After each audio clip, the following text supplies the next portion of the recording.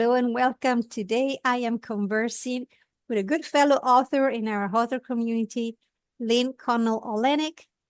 Thank you for being here today, Lynn. Oh, I'm so glad to join you. The reason I'd ask you to join me is because as an author, you have a very particular, I guess, unique attention to the importance of our relationship with animals. And I love dogs, I love animals. So I thought this is something I want to share with our audience. You're also a coach, so be ready. I might ask you something about that too. But as an author, emerging author, I know you cooperated with a collaboration book called Anchored in Hope. Anchored in Hope had a chapter about finding humor even through Alzheimer's. So your attitude is a positive attitude to life, and that's what I like about you. So can you tell me more about the book you're writing now? What's the title again? Embracing Animals for a Better Tomorrow. Beautiful. The focus is on sharing animals with adolescents, particularly challenged adolescents. After 25 years in the animal welfare world, we had an opportunity to also work in humane education, which is the concept of teaching people to be humane to animals. Well, when you flip that upside down and you look at, we're teaching people to be humane to animals, what are the animals teaching the people? And over the years, seeing the transformations that can take place when you're working particularly with those, say, 10 to 15-year-olds, the kids who haven't found themselves, the kids who are struggling with who they are, kids from challenging circumstances, or just your average kids who don't fit in. Animals can really make a difference. Companion animals, especially dogs, because they're pack animals. Horses, because they're herd animals, are very receptive to accepting humans. They consider them their pack, they consider them their herd. There's been research done with horses where their heartbeat will actually sync with the person who's working with them, and it will help the person relax. It'll help the horse relax. So together, they move forward into their exercises. Dogs, being pack animals, crave connection. They crave that connectivity. If you think about the average student dropping the ball in the big baseball game, that's negative. Sports are wonderful, but they do teach win-lose. Important lesson, but sometimes hard. Not everyone wins every day. Yes. Where do you go for comfort? A coach can't put his arm around you these days and embrace you when you need a hug. A dog can. A horse will rest his head on your shoulder. Animals can do this. It's hard enough for adults to explain their feelings, so that nonverbal communication, teaching that, embracing that, practicing that is essential to the social development of our youth. We're so focused on, I want the new video game, or I'm going to spend time online with my friends, all valuable, but we need to bring back some of that physical contact and teach those soft skills to our adolescents. Beautifully said. It's important to remember also, as creation goes, we are beautifully made, imperfectly made, human, but we also have the animal kingdom to enjoy. I don't look at it as it's ours to enjoy. That's a side benefit. It's ours to steward. We owe it to this gift that we were given to help these animals as much as possible, to make their lives as wonderful as possible. And then only can we receive the benefits that was intended by God. We need to be good stewards, and we need to foster that concept of responsibility in caring for the animals. Stewardship for the animals is a blessing. There are people that have been given a gift with animals, but there are also people that have been given the gift with children or medicine, all of those things. Unfortunately, if you are 13, you're not getting straight A's, you're not going to vet school. You have to really be competitive to get into vet school. But there are so many other aspects of animal work that you can do to Mhm. to just reach inside your soul and give back. And a lot of parents don't see that as a viable career path for kids. And I touch on that in my book as well. Wonderful. And you're absolutely right. You pointed out the better choice of word there because you also teach stewardship to your kids by interacting with the animals. And it goes back to kindness, to respect, to compassion. Yes, we have animals, like I said, to enjoy, but the truth is, if we relate to them with compassion and kindness, we can enjoy them. The first impact has to be kind, has to be respectful. The animal will probably not be enjoyable at first if it doesn't know you. Like sometimes dogs who are not familiar with a person, they might bark, they might jump on them. So it's the relation that you create with the animal that you are chosen as part of your family.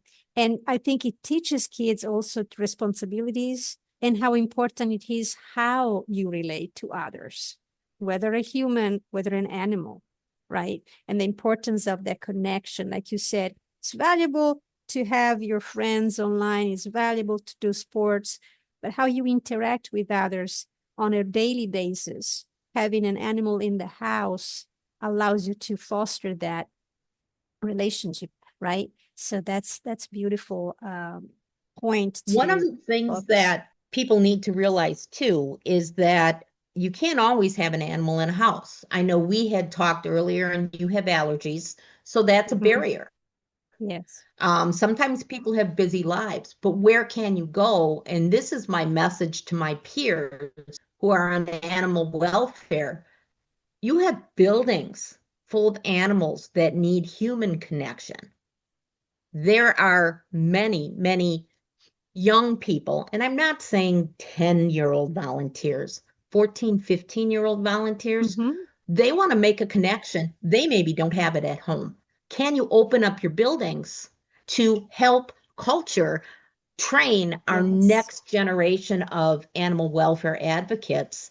There seems to be sometimes a barrier there where I don't like people, I only like animals. Well, the people own the animals. So let's not talk about that. Let's open our lives up to all the people and let's look at some of these young people and get them involved.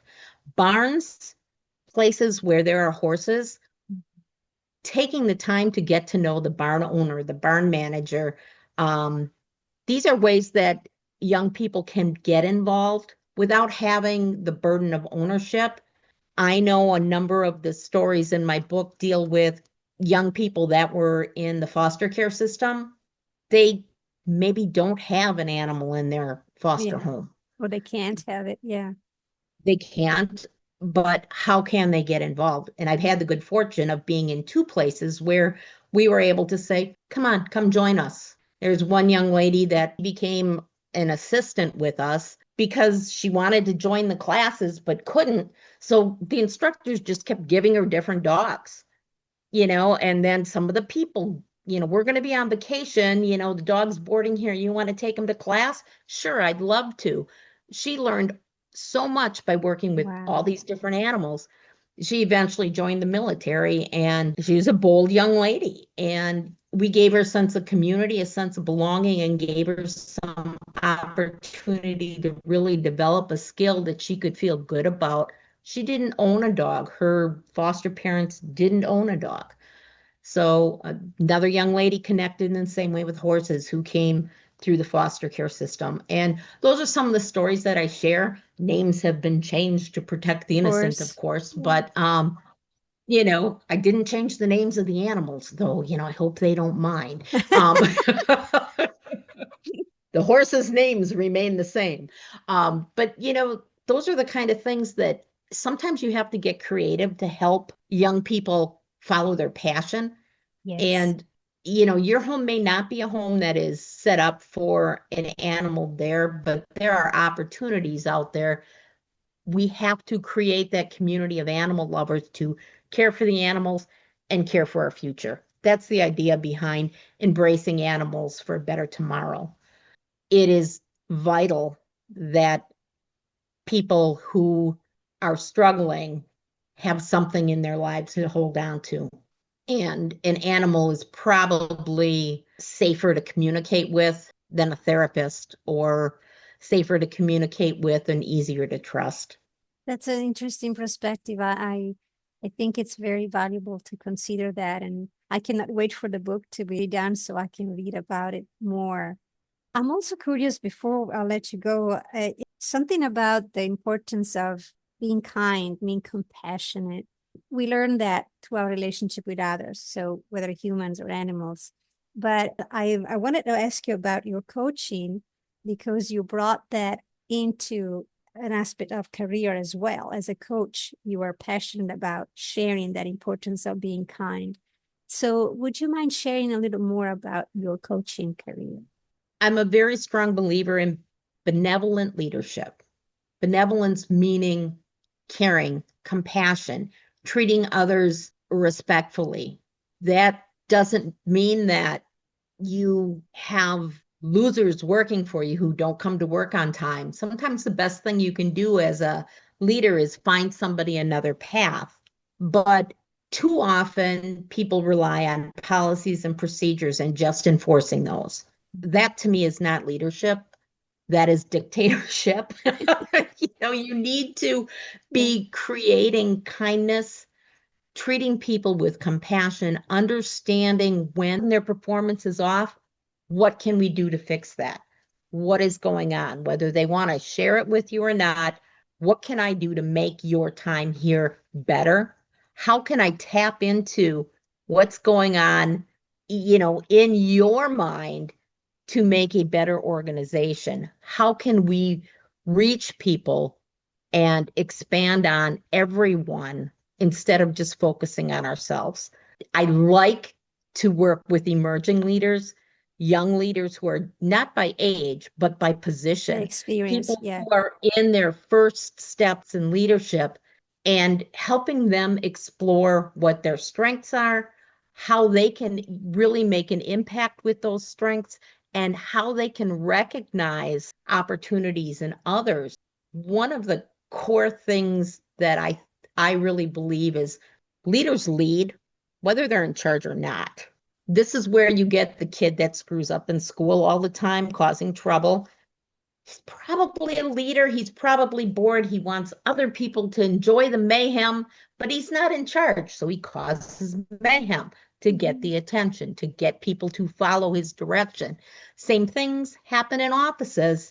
The person who is not in charge will nitpick the person in charge.